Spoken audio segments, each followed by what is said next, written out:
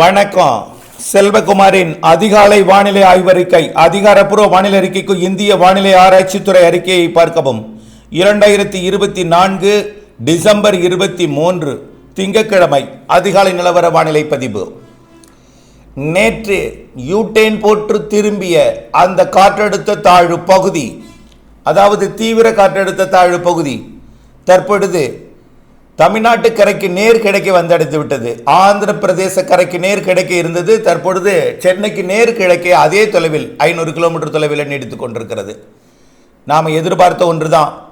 இன்றைக்கு 23ஆம் தேதி தமிழ்நாட்டு கரைக்கு நேர் கிழக்கே வரும். படிப்படியாக தென் மேற்கு திசை நோக்கி நகர்ந்து டெல்டா மாவட்ட கரையை நோக்கி நெருங்கி வரும். ஆனால் இதில் எந்தெந்த காற்றுகள் இணைகிறது, எப்படிப்பட்ட மழைப்பொழிவை எங்கே எந்த நேரத்தில் கொடுக்கும் என்பதை விரிவான அறிக்கையை பார்த்து பயன்பெற வேண்டும் என்று அன்போடு கேட்டுக்கொள்கிறேன். நேற்றைக்கு தமிழ்நாட்டில் வெப்பசலன இடிமழை பொழிவு தென் மாவட்டங்களிலையும் உள் மாவட்டங்களிலையும் பொழிந்தது. தென் மாவட்டத்தின் உள்பகுதி மற்றும் உள் மாவட்டங்களின் சேலம் உள்ளிட்ட பகுதிகளிலையும் பொழிந்தது. தென் மாவட்டங்களில் கிடைக்கப்பட்ட தகவலின்படி வெம்பக்கோட்டை கனமழை பொழிந்திருக்கிறது இரவு.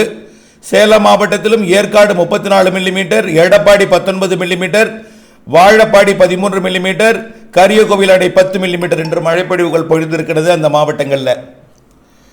மேலும் நேற்றைக்கு மழைப்பொழிவுகள் ஆங்காங்கே காணப்பட்டது. வானிலை அமைப்பை பொறுத்த வரைக்கும் தற்பொழுது நிகழ்வுகள் ஒட்டுமொத்தத்தை நாம் ஒப்பிட்டு பார்த்தா தான் மழைப்பொழிவு எந்த நேரத்தில் எந்த ஊருக்கு எப்பொழுது என்பதை தெரியும். தற்பொழுது பார்த்தீங்கன்னா தமிழ்நாட்டு கரைக்கு கிழக்கே நீடித்துக் கொண்டிருக்கூடிய இந்த தீவிர காற்றழுத்த தாழ்வு பகுதி மிக வேகமாக நாளை 24ஆம் தேதியே தமிழ்நாட்டு கரைக்கு நெருக்கமாக வந்துடும். 25ஆம் தேதி புதன்கிழமை மிக நெருக்கமாக வந்து செயலிழந்து கரை கடந்து உள்ளே 26ஆம் தேதி போக தொடங்கினோம். ஆனால் நாம் ஏற்கனவே எதிர்பார்த்தது 24ஆம் தேதி கரை கடக்கும் என்று.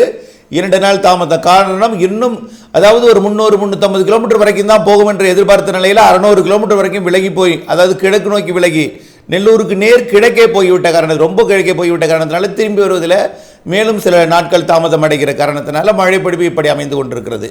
ஓகே, நிகழ்வுகளை பார்ப்போம். நிகழ்வு 1 வங்கக்கடலில் நீடித்து கொண்டிருக்கூடிய தீவிர காற்றழுத்த தாழ்வு பகுதி.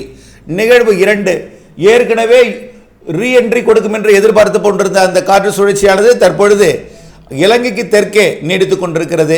அது ஒரு செயலிழந்த காற்று சுழற்சியாக, அதாவது தன் பக்கம் காற்றை கட்டுப்படுத்த முடியாத அளவிற்கு செயலிழந்து ஒரு இலங்கைக்கு தெற்கு தென்கிழக்கு பகுதியில் நீடித்துக் கொண்டிருக்கிறது. இது ஒரு நிகழ்வு. அடுத்த நிகழ்வு பார்த்தீங்கன்னா வங்கக்கடலில் நுழைவதற்காக தென்சீன கடலில் இருந்து தற்பொழுது சுமத்ரா தீவு பகுதிக்கு வந்திருக்கக்கூடிய காற்று சுழற்சி அது தீவிரமடைந்து கொண்டிருக்கிறது. அது நிகழ்வு 2. நிகழ்வு 3. ஆனால் இப்போ இருக்கிற நமக்கு அருகில் இருக்கக்கூடிய நிகழ்வில் இலங்கை கிழக்கே இருக்கும், இலங்கைக்கு தென்கிழக்கே அருகில் நீடித்துக் கொண்டிருப்பது ஒரு பெரிய அளவில் சக்தி இல்லை, ஒரு கட்டுப்பாட்டு அமைப்பாக மட்டும்தான் இருக்குது. ஆனால் தமிழ்நாடு நெருங்கக்கூடிய நிகழ்வும், அதாவது இன்றைக்கு நாளைக்கு வரக்கூடிய 26-27 தேதி வரைக்கும் மழைப்பொழிவை கொடுக்கக்கூடிய நிகழ்வும், அடுத்ததாக ஜனவரி 1ஆம் தேதியை மையமாக வைத்து டிசம்பர் 30-31, ஜனவரி 1, 2, 3 ஆகிய தேதிகளில் மழைப்பொழிவை கொடுப்பதற்காக வரக்கூடிய நிகழ்வு தற்பொழுது ஆயத்தமாகி கொண்டிருக்கிறது.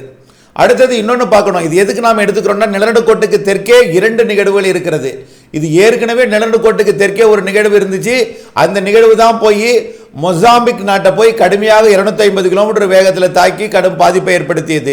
அந்த நிகழ்வு அப்பொழுது மொசாம்பிக்கில் இருந்த காரணத்தினால இங்கே நல்ல ஒரு சாதகமான வானிலை அமைப்பு, நிறைய மழைப்பொழிவை கொடுக்கும் வகையில் நிலநடுக்கோட்டு இந்திய பெருங்கடல் காற்று நம்முடைய வங்கக்கடல் பகுதியை நோக்கி வந்து கொண்டிருந்தது. அப்பொழுது அது ரொம்ப தொலைவில், அதாவது மடகாஸ்கர் பகுதிக்கு போயிருந்த காரணத்தினால நிலநடுக்கோட்டு இந்திய பெருங்கடல் காற்று நமக்கு கிடைத்தது.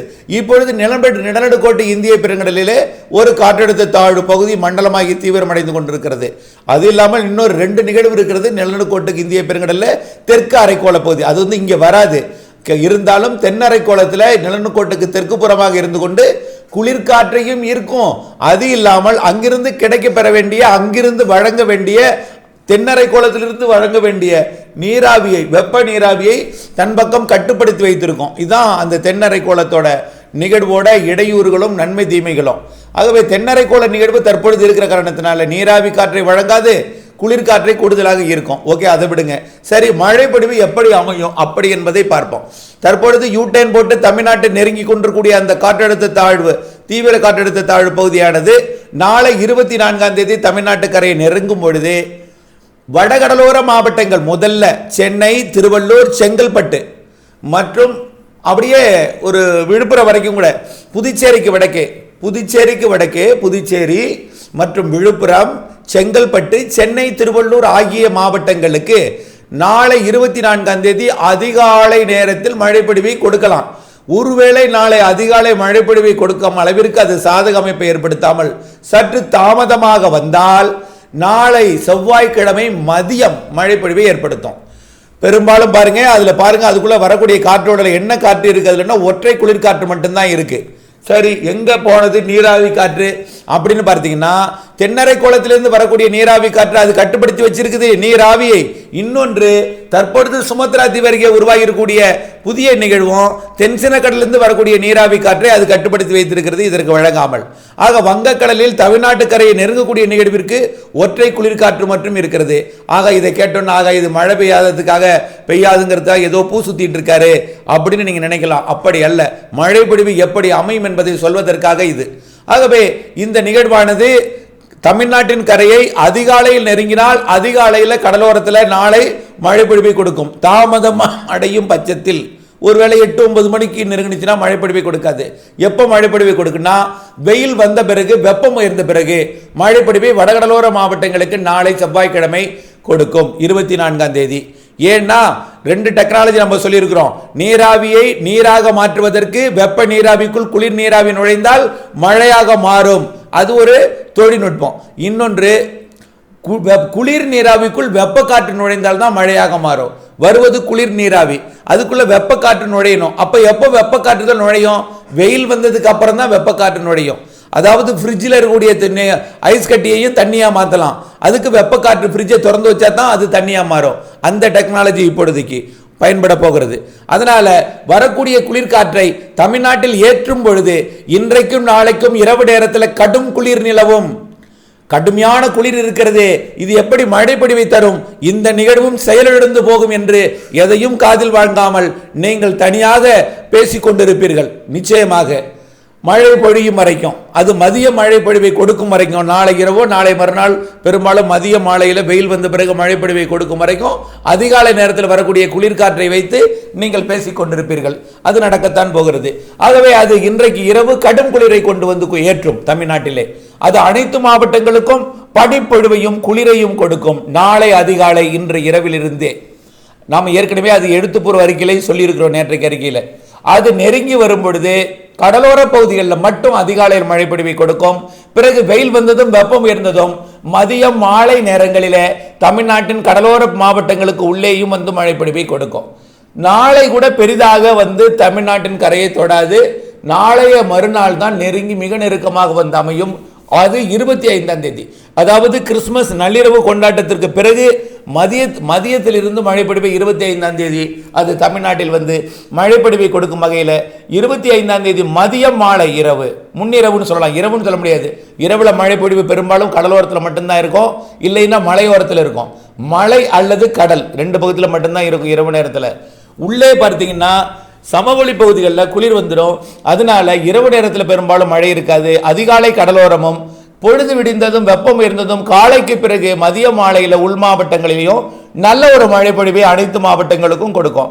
அது 24ஆம் தேதி விட 25 கொஞ்சம் கூடுதல் பரப்பில் கிடைக்கும். மதிய மாலை இரவு நல்ல ஒரு மழை பொழிவு அனைவருக்கும்னா 26, 27ஆம் தேதி கிடைக்கும். 26, 27ஆம் தேதி கிடைக்கும். 26, 27ஆம் தேதி ஒட்டுமொத்த தமிழ்நாட்டிற்கும் கிடைக்கும். 28ஆம் தேதி தென்கோடி மாவட்டங்களுக்கும் தென் மாவட்டங்களுக்கும் கிடைக்கும். ஆக மேற்கு தொடர்ச்சி மலை மாவட்டங்கள் வரை மழை பொழிவு கிடைக்கும். நல்லா புரிஞ்சுக்குங்க. வெயில் வந்ததும் வெப்பம் உயர்ந்ததும் மழைனால அது பெரும்பாலும் உள் மாவட்டங்களில் ஒரு நல்ல ஒரு மழை பொழிவை கொடுக்கும். மேற்கு தொடர்ச்சி மலை மாவட்டங்கள், மேற்கு மாவட்டங்கள்லாம் என்பதை நீங்கள் புரிந்து கொள்ள வேண்டும். வருவது குளிரலை, குளிரலைக்கு தேவை வெப்ப காற்று, வெப்ப நீராவி, வெப்பம், இவையெல்லாம் வெயில் வந்ததுக்கு அப்புறம் தான் கிடைக்கும். ஆகவே வெயில் வந்த பிறகு 26, 27 தேதிகளில் நல்ல மழை பொழிவை கொடுக்கும். தொடக்கம் நாளை 25 கொஞ்சம் கூடுதல் பரப்பில், 26, 27 நல்ல ஒரு பரவலான பரப்பில் மழை பொழிவை கொடுக்கும். பெரும்பாலும் மதிய மாலை நேரங்களிலே, காலைக்கு பிறகுதான், பகலிலே கடலோரமும் மழை இருக்கும். கடலோரமும் டெல்டா மாவட்டங்களின் உள்பகுதிகளிலையும் மதிய மாலை தான் மழை இருக்கும். கடல் ஓரத்தில் குறிப்பாக நாகப்பட்டினம், வேளாங்கண்ணி, காரைக்காலில் அதிகாலை இருக்கும். பொழுது விடிந்து வெப்பம் உயர்ந்ததும் காலைக்கு பிறகு உள்ளே வந்து மழை பொழிவை கொடுக்கும். ஓகே, புரிந்திருக்கும்னு நினைக்கிறேன். அதாவது டிசம்பர் 24, 25, 26, 27 தேதிகள் மழை. 28ஆம் தேதி தென்கோடியில் இருந்து மழைப்பொழிவு விலகும்.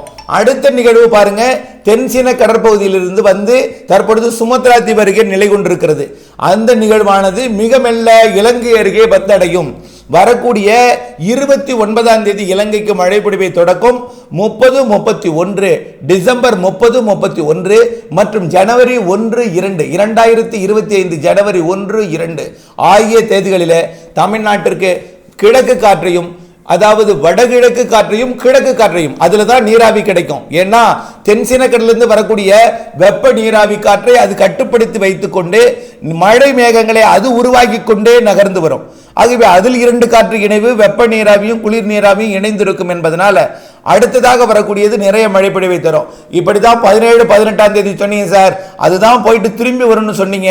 அதுல ஏன் சார் மழை இல்லாம போச்சு, ஏன் அவ்வளவு தீவிரமா இல்லைன்னு சொல்றீங்க, அதுல வெள்ளப்பெருக்கு ஏற்படும் பயங்கர மழை பெய்யும்னு சொன்னீங்க, ஆனா இப்ப ஏன் குறைவா சொல்றீங்க அப்படின்னு கேட்டீங்கன்னா, நீ அந்த நாளிலே நிலநடுக்கோட்டுக்கு தெற்கே நிகழ்வு இல்லை, இந்த நாளிலே நிலநடுக்கோட்டுக்கு தெற்கே நிகழ்வு இருக்கிறது.